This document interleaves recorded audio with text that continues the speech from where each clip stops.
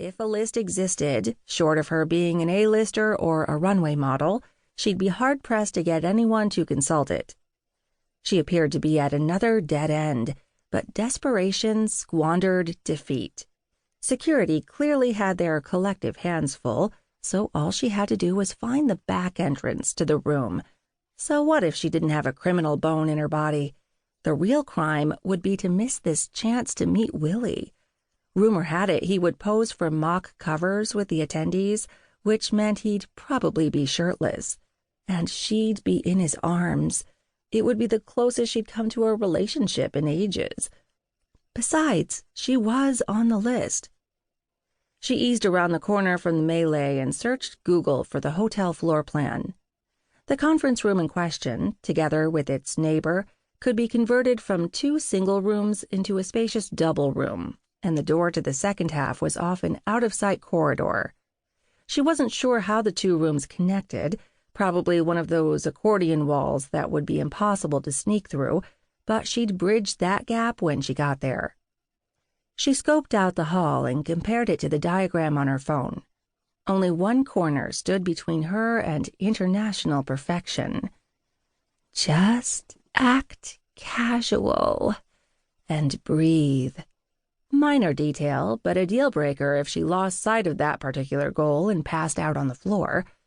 But calm was a joke. She was just as worked up over the idea of standing face-to-face with Fokker as she was by the loss of the ticket. Her emotions ran in circles, no idea which direction to take, so it was no surprise her attempt to be discreet failed. Nothing made a person conspicuous like trying not to be, but she made it to the second entrance without being tackled. Brief second thoughts assaulted. She had no idea what would be on the other side of the door, but worst case, she'd play utterly confused and end up escorted to the corridor where she started. If she could just tell her story, they'd all have a good laugh, and she'd be in. Willie Fokker would pose for that cover with her. She'd leave with photographic proof, and it would keep her warm at night.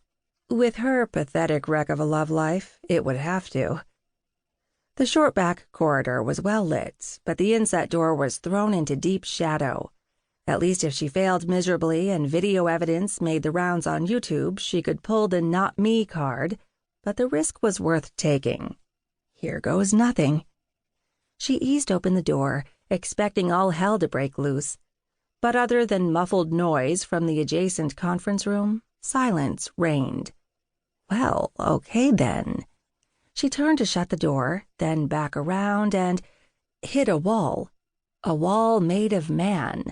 One who smelled like soap and was built like Wolverine.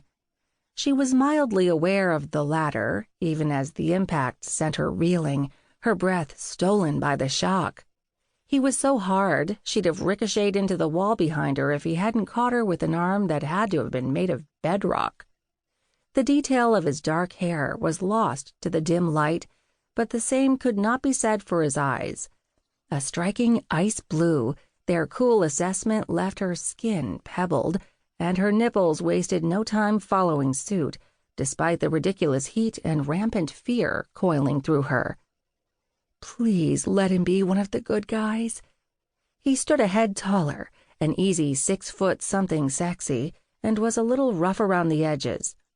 As her eyes adjusted to the dark, she made out the beginnings of a 5 o'clock shadow that paired richly with chocolate-hued, bedroom-tousled hair. His hand slid along her forearm, his calloused fingers dragging out her inhibitions. Oh, sweet Jesus! He had the come-hither glare down to a science, and she didn't think he was even trying. "Can I help you find something?" he asked. His gaze again traveled the length of her body, lusciously slow. "Or someone?" She swallowed. "I'm here for the Willie Fokker affair." At one time, the wording had made her giggle. "You are cordially invited to experience an affair with Willie Fokker." "That event is by invitation only, and generally accessible via the front door." A hint of bemusement tinged his otherwise firm words. "I have an invitation," she said, though not as firmly as she would have liked. In such dim light, she had a hard time getting